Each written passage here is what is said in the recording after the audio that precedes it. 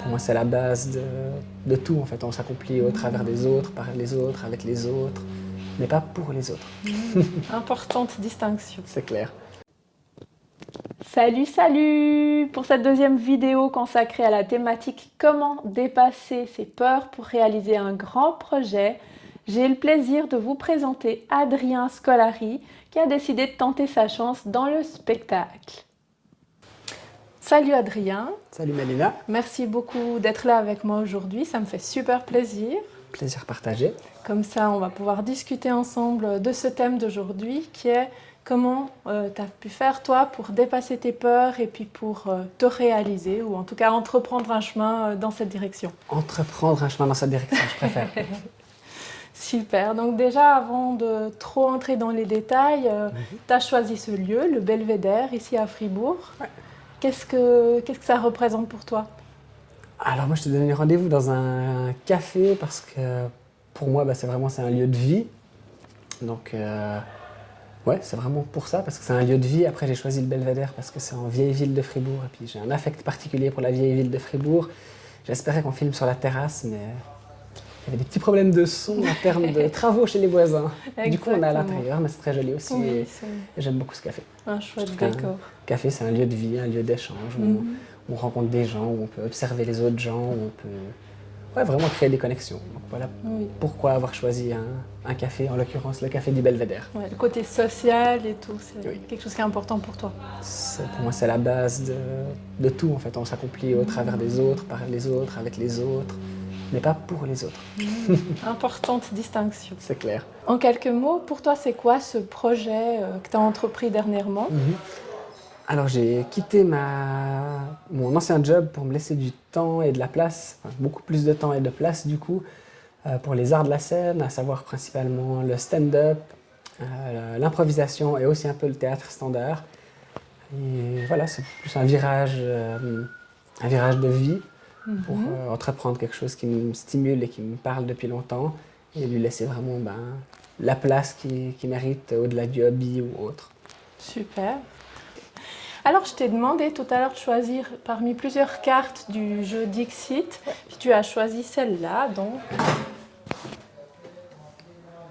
Pour me parler un petit peu de toi, qu'est-ce que ça représente, qu'est-ce que ça symbolise par rapport à ta vie actuelle? Alors, parmi les cartes du jeu que tu m'as présenté, c'est vrai que c'est celle-là qui a directement eu. Enfin, je sais pas, j'ai directement un peu accroché dessus pour plein de raisons. Alors, je sais pas si on va les étudier vraiment en détail, mais en gros, il y a vraiment un petit marin au milieu d'une tempête. Malgré le fait qu'il fasse beau, il y a un arc-en-ciel. Et oui, c'est lui qui tient la barre et il est souriant au milieu de cette tempête. Donc pour moi, ça symbolise vraiment le fait de sortir de sa zone de confort en ayant une attitude positive dans cette sortie de notre zone de confort. Voilà, pour aller vers une destination, vu qu'il est sur un bateau. Et c'est lui qui garde le contrôle, mais au final, il est au milieu d'une tempête dans la mer, dans l'océan, donc il n'a pas le contrôle sur tout. Mais ce sur quoi il peut avoir le contrôle, à savoir le gouvernail, il l'a. Il a le regard focus devant lui. D'accord. Et donc, c'est un petit peu toi actuellement dans ta vie Ouais, alors c'est vrai que vu le sujet qu'on aborde aujourd'hui, pour moi c'était la carte qui était vraiment en phase avec moi au travers de cette thématique, donc oui. Oui, ok. Et tu peux Je sais pas de quoi j'aurais pu parler si j'avais pris la carte avec la girafe. Il n'y en avait pas, il blague. En fin d'année passée, j'ai quitté mon job, ça fait 8 ans et demi que j'étais en agence de communication, dans un job et avec une équipe qui me plaisait. Enfin, qui me plaît toujours, hein, ça reste des gens avec qui j'ai beaucoup de contacts. Et moi, ça faisait donc j'étais vraiment dans ma petite situation confortable, avec mes responsabilités. Et là, ça faisait, on va dire, bien 3 ans. Je m'étais toujours dit qu'à 30 ans, je quitterais tout pour aller faire soit un tour du monde, soit autre chose. Et c'est un peu un processus de 3 ans, à chaque fois que j'avais un peu du temps pour moi ou des vacances, où je pouvais prendre un pas de recul, où j'avais cette envie vraiment très forte de sortir de cette zone de confort, d'expérimenter de nouvelles choses, de m'accomplir, comme ça dans le titre de l'interview d'aujourd'hui, mais je ne pense pas encore en être là. Mais du coup, ouais, l'idée c'était de sortir de ces acquis, de tester de nouvelles choses. Ça fait aussi un moment que je fais de l'improvisation théâtrale, j'ai pris des cours de théâtre aussi, quelques cours d'écriture humoristique, quelques cours de stand-up. C'est quelque chose que je porte depuis longtemps, je pense, de vouloir monter sur scène. Et c'est vrai que voilà, la réflexion sur les 3 dernières années, chaque fois que je la menais, elle guidait très très très fort vers ça. Et après, c'était facile de retourner dans le quotidien. Du coup, au bout d'un moment, au fil des réflexions, c'est devenu de plus en plus réel et concret. Du coup, je me suis retrouvé à un moment. Au final, c'est 3 ans de réflexion, mais la décision, elle a tenu sur 2 minutes. Hein. C'est après avoir mené toutes ces réflexions de pourquoi, de qu'est-ce que j'ai envie, de qu'est-ce que ça m'apporterait en termes de développement personnel, même, enfin, juste moi-même, vis-à-vis de moi-même. Les pour, après avoir cherché à peser les pour, les contre, après avoir mené des réflexions dans tous les sens par rapport à ça, il y a eu ce laps de temps de 2 minutes, on va dire, où voilà, il fallait réunir toutes les informations, puis dire maintenant j'en fais quoi. Et c'était un moment où je me suis senti très vivant, où j'étais vraiment face à moi-même. Ok, on y va quoi. Et du coup, après ces 2 minutes, la décision a été prise et derrière, les choses s'enchaînent un peu. D'abord, j'ai pris un petit pas de recul pendant 1-2 mois et après, je me suis vraiment lancé à commencer à faire des scènes ouvertes, à prendre vraiment des projets dans ce domaine et à prendre ce projet à bras-le-corps. D'accord. Alors, tu parles de 3 ans de réflexion. J'imagine que souvent, il y a aussi des peurs qui nous empêchent de passer à l'action plus vite. Est-ce que tu en as rencontré? Lesquelles c'était? Alors oui, je pense que de base, on a même plus de peur qu'autre chose, de toute façon, dès qu'on fait des projets pour des changements de vie. Alors je te rassure, hein, c'était 3 ans, mais pas H24, hein, les réflexions. C'est évidemment la peur du regard des autres, la peur au final de perdre ses repères, de sortir de sa zone de confort, d'être jugé par rapport à ça.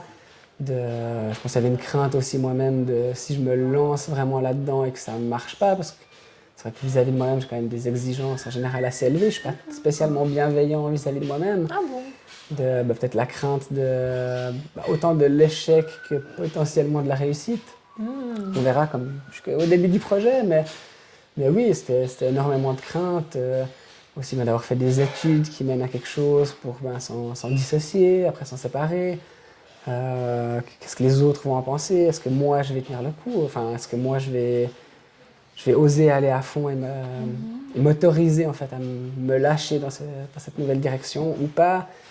En fait, c'est plein de craintes qui sont, je pense, des mécanismes, un peu des automatismes qu'on a face au changement, face à l'inconnu, de dire oui j'en ai envie, mais non il y a ça, enfin, de faire monter tous les signaux d'alarme et tout. Après la question c'est est-ce qu'on écoute ces signaux d'alarme ou pas et alors oui, ça prend du temps, ça a pris du temps, ça va encore prendre beaucoup de temps, mais on a le droit à un petit peu de musique, c'est super.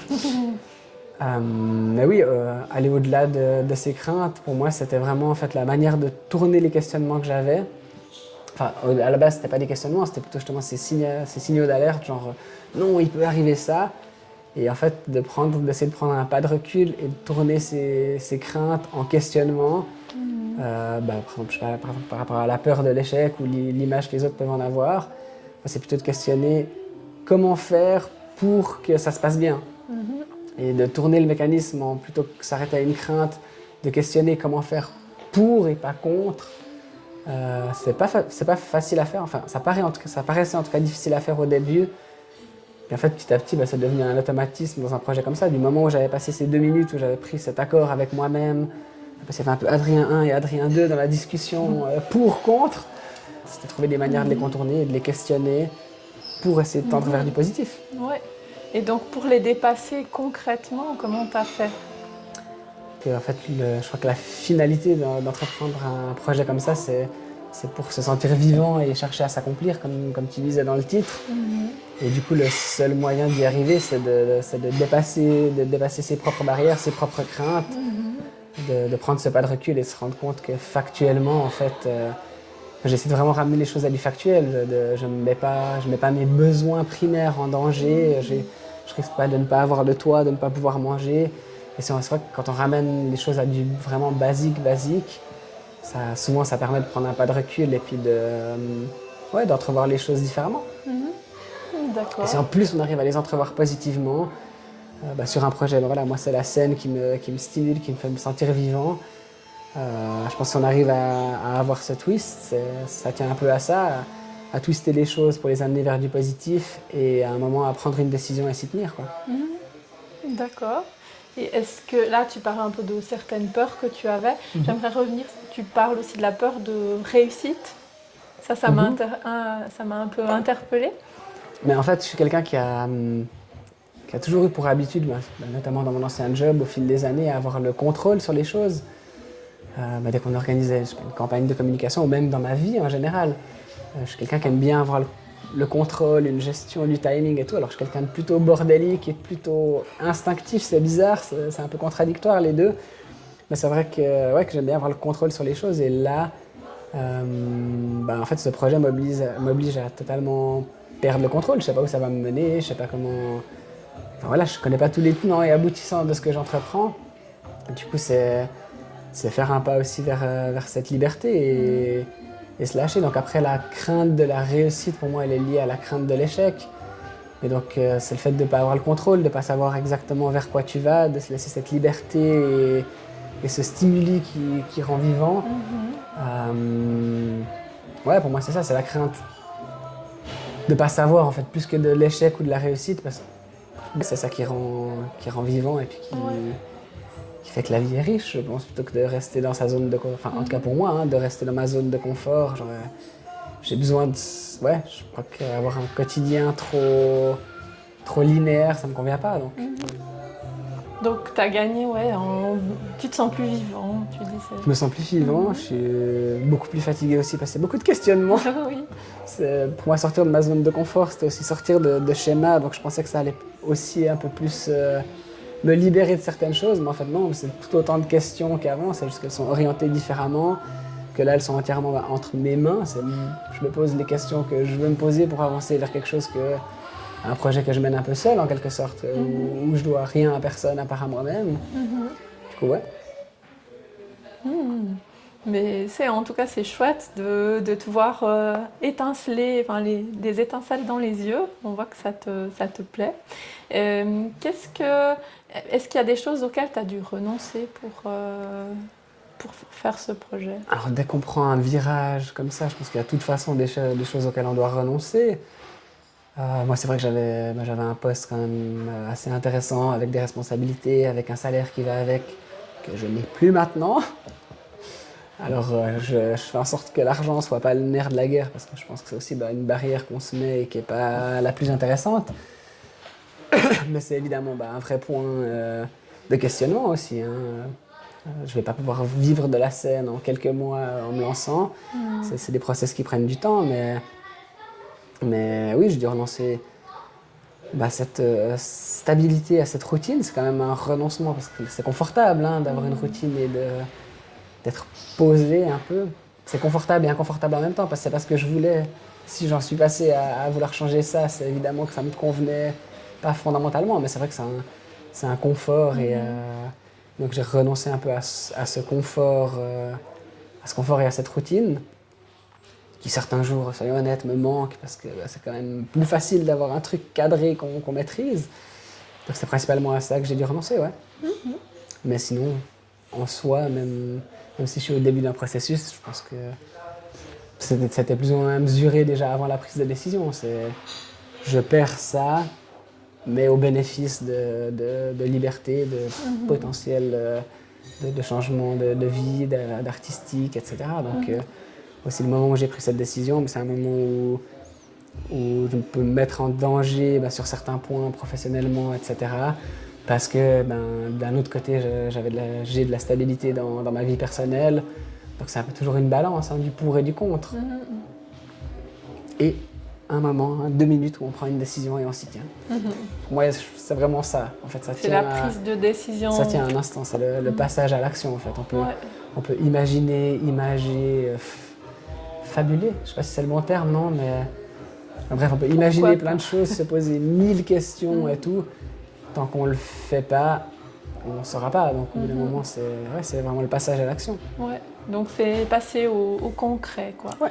Puis toi, tu dirais qu'est-ce qui t'a aidé, quelles ont été vraiment tes forces pour ce passage à l'action? Ouais.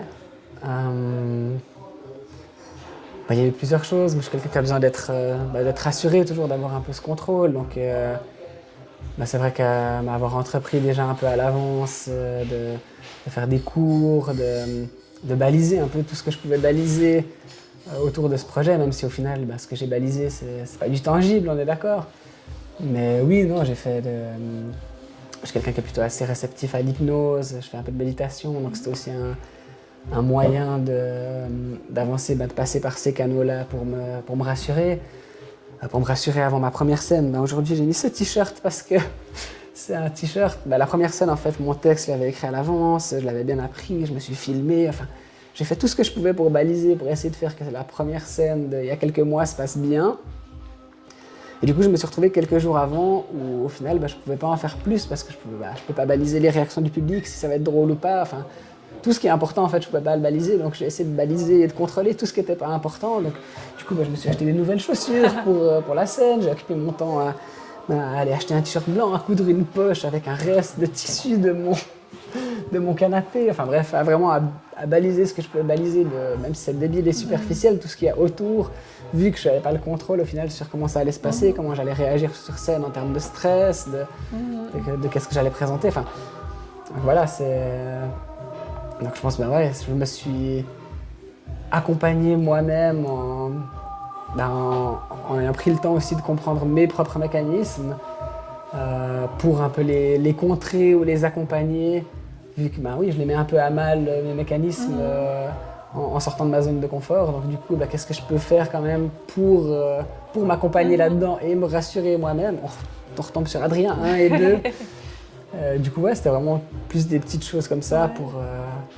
C'est un peu ton doudou alors, ce t-shirt, ou bien? Ouais, alors je le porte plus à toutes les scènes maintenant. J'en fais pas un gris-gris non plus, mais du coup, je trouvais drôle de le porter aujourd'hui pour aborder cette thématique. Et au final, voilà, maintenant, quelques temps après, je trouve ça ridicule d'avoir balisé comme ça, mais au final, je sais pas, ça revient à la carte où c'est un enfant qui conduit le bateau. C'est comment on peut jouer avec soi-même et ses propres mécanismes pour faire que les choses se passent bien. Et je cherche pas à aller contre moi-même dès qu'il y a quelque chose que j'ai besoin de baliser ou une crainte. Non, je vais plutôt en jouer et puis essayer de prendre un pas de recul dessus. Puis tu parlais avant un peu de la peur du jugement des autres. Oui, comment tu as pu... Alors ça, je sais pas si je l'ai vraiment vaincu. C'est un travail qui est encore en cours et qui, à mon avis, me suivra jusqu'au bout de ma vie. On est tous un peu comme ça, j'imagine, on est tous quand même sensibles à l'image qu'on donne. Le fait de s'exposer, de s'exposer sur scène, c'est frontalement se mettre face à la vie des gens qu'on connaît. Des fois, il y a des gens qu'on connaît qui viennent nous voir sur scène, des fois des gens qu'on connaît pas. Et il y a une acceptation qui doit aller avec ça, qui est intrinsèque de moi-même, je dois accepter mes propres faiblesses et forces pour pouvoir en faire quelque chose, pour les présenter et prendre un pas de recul, une sorte de dérision par rapport à ça. Mais au final, ce qui peut faire la force de quelqu'un qui monte sur scène, c'est ce qu'il est, ce qu'il a à présenter, ce qui le fait vivre, ce qui le stimule. Donc il y a forcément une grosse part du travail qui est de l'introspection et du développement personnel, de l'acceptation de soi, de la compréhension de soi aussi. Donc je pense que c'est le fond du développement qui va avec l'entreprise d'un tel projet. Putain, je fais des belles phrases. Hein. Mais oui. L'entreprise d'un tel projet. Il faudrait que tu écrives un livre en plus. Non quand je serai à la retraite. C'est vrai. Une chose après l'autre. Ouais, non, alors t'as le temps. Et puis, si tu devais donner quelques astuces ou conseils à une personne qui nous regarderait actuellement puis qui se dirait « mais moi, j'ose pas, mais j'ai un projet qui me tient à cœur, j'ai envie de me réaliser, j'ai envie de faire quelque chose qui me ressemble le plus », qu'est-ce que ce serait, ces conseils ou ces astuces que tu pourrais donner? Je sais pas si je suis de bons conseils, mais... Non, mais je pense que ça tient vraiment sur le fait de... Quand on a un projet, quand on a quelque chose qui nous stimule, il y a un moment où, un peu tout seul, ça va prendre l'importance, même si on essaie de se dire non, je peux pas. Si ça revient si ça revient et que c'est quelque chose qu'on sait qui nous stimule, à un moment, on est obligé de mener les questions qui vont avec. Donc, c'est s'autoriser à laisser de l'espace et du temps à ce projet, de le questionner, hein, en positif, en négatif, de le questionner plutôt que de se poser des questions fermées. Est-ce que je suis capable? Oui, non. Ben, c'est trop facile, on va aller vers le non. Ou plutôt de questionner qu'est-ce que je peux faire ou entreprendre pour être capable de mener à bien ce projet, de prendre le temps, le pas de recul pour le questionner, pour le rendre réaliste. Et puis au bout d'un moment, si on procède comme ça, je pense que de toute manière, c'est quelque chose qui nous stimule, qu'on porte. Au bout d'un moment, c'est oser. Au bout d'un moment, juste avoir ce déclic. Moi, j'ai décidé de laisser beaucoup d'espace à mon projet, énormément dans ma vie. Après, ça peut être de mener un projet en parallèle d'un autre job. Ça peut être, tout dépend de la situation dans laquelle on est à un moment M. J'allais dire un moment T, mais un moment M. Et ouais. Et de s'autoriser, d'être un peu bienveillant, de s'autoriser à entrevoir ce projet dans la réalité. Ouais, et donc à passer à l'action finalement. Fixer des petits pas et puis y aller, quoi. Quand on a un projet, on voit toujours la finalité, qu'est-ce que ça peut être, qu'est-ce qu'on aimerait, comment on l'idéalise ce projet. Mais en fait, un projet, ça se mène toujours par étapes. Hein. C'est pas, ouais, c'est ça. Même si on quitte tout pour un projet, on va pas claquer les doigts puis ça va se réaliser. Il y a de toute façon une phase d'apprentissage, de compréhension, de connaissance de soi, peu importe le projet. La réalisation d'un projet prend du temps. Donc, s'autoriser, oser et prendre le temps. Ok, merci beaucoup pour ces astuces. Toi, tu sens que là où tu es, t'es dans le juste en tout cas. Fallait que tu essayes de toute façon. Je suis dans le juste et depuis que j'ai entrepris ça, alors avec le positif et le négatif, les craintes, tous les questionnements qui vont avec, oui, clairement, depuis que j'ai entrepris ça, je pense, jamais senti autant vivant et en phase avec moi-même, clairement. Ça me touche.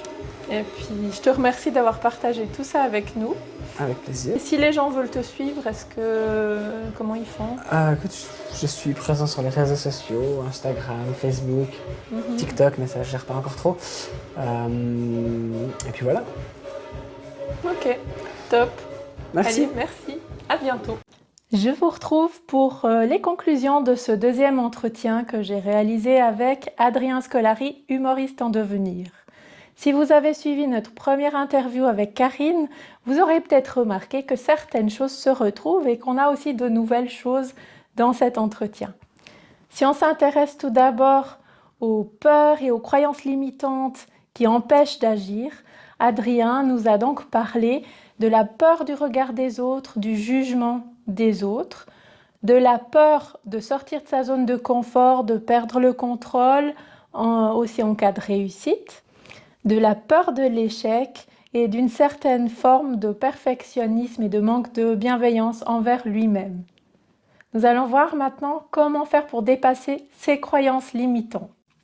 En ce qui concerne la peur d'être jugé, la peur du regard des autres, il nous disait, par exemple, si je change alors que j'ai fait des études, mais est-ce que j'ai fait ces études pour rien? Qu'est-ce qu'on va dire?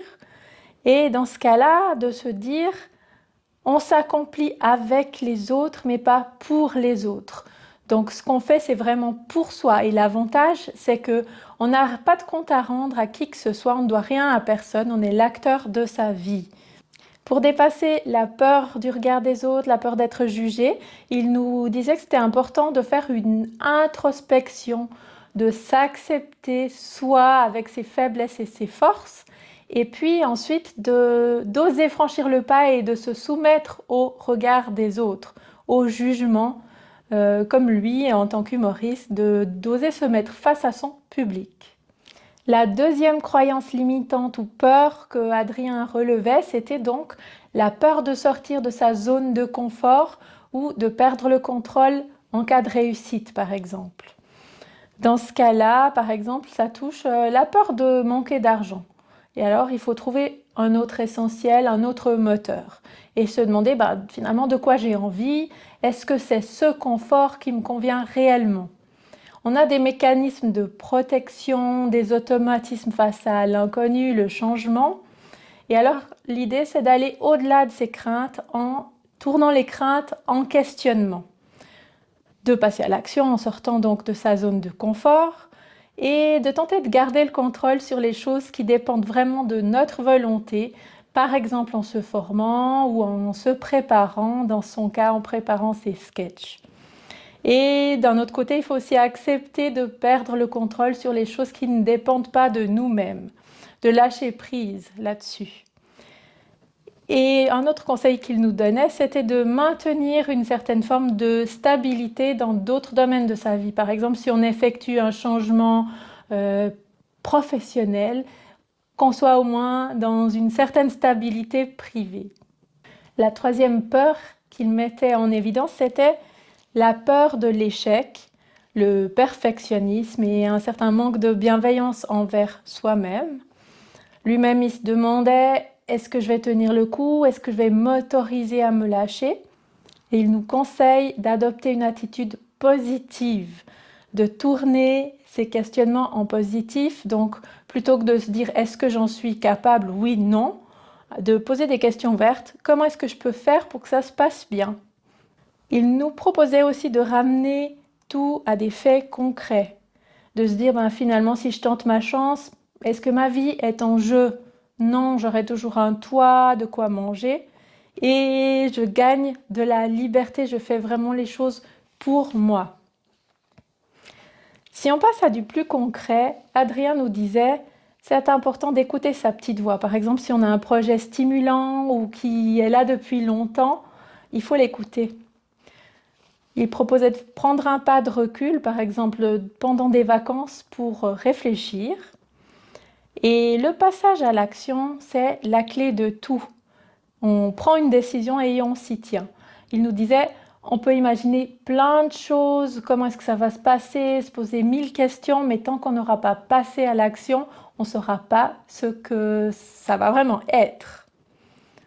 Adrien nous parlait aussi de l'importance de comprendre ses propres mécanismes, de les contrer ou les accompagner pour les dépasser ses peurs, ses automatismes bloquants. Pour lui, l'hypnose et la méditation, ça a été très utile pour se rassurer. Il a trouvé d'autres astuces aussi, comme des objets, comme par exemple sa petite poche sur sa chemise, des petits ancrages pour croire en lui, pour essayer de contrôler ce qu'il pouvait. Adrien nous disait aussi que c'est intéressant et important de s'autoriser à laisser de l'espace et du temps à son projet, en se demandant est-ce que je veux tout quitter, mon travail ou autre, pour le réaliser, ou bien est-ce que je peux le faire en parallèle? Ce sont deux options, mais en tous les cas, se laisser du temps parce que ce genre de projet, ça en prend, ça n'est pas avec un coup de baguette magique qu'il va se réaliser. Par contre, on peut y aller étape par étape. Et ça passe par différentes phases, selon Adrien, comme des phases d'apprentissage, de compréhension, de connaissance de soi. Adrien nous proposait de nous poser des questions ouvertes et positives, comme par exemple, qu'est-ce que je peux faire pour être capable de mener à bien ce projet? Finalement, l'important c'était d'avoir le déclic, de s'autoriser, d'oser et de prendre le temps. Maintenant, c'est intéressant de se demander aussi qu'est-ce qu'il y a comme renoncement. Parce que derrière tout choix, derrière toute décision, derrière tout projet, il y a des choses auxquelles on doit renoncer à côté. Et dans son cas, elle nous disait c'est important de pouvoir accepter de renoncer à son poste ou à son salaire si on décide de tout quitter. D'accepter aussi la fatigue due au questionnement durant une période de transition. D'accepter de renoncer à sa stabilité, à une certaine forme de confort, de routine. Mais finalement, on voit dans ses yeux les étincelles et on voit que pour lui, c'est vraiment quelque chose qui lui a apporté beaucoup. Et d'ailleurs, il dit, depuis que j'ai entrepris ce projet, je ne me suis jamais senti aussi vivant et aussi en phase avec moi-même. Si vous avez envie de suivre Adrien, de le découvrir sur ses scènes ouvertes à Lausanne, à Genève ou à Fribourg, suivez-le sur ses réseaux sociaux en lien sous cette vidéo. Vous aurez peut-être remarqué, comme moi, qu'il y a des similitudes entre tout ce qu'Adrien nous a partagé et ce que Karine nous avait partagé également. Ça nous donne déjà des clés très intéressantes pour dépasser ses peurs et passer à l'action pour effectuer un grand changement, changement existentiel, changement qui nous tient à cœur. Restez avec nous sur les prochaines interviews. Vous découvrirez encore plein d'astuces. Et d'ici là, je vous souhaite à bientôt. Abonnez-vous. Je vous embrasse.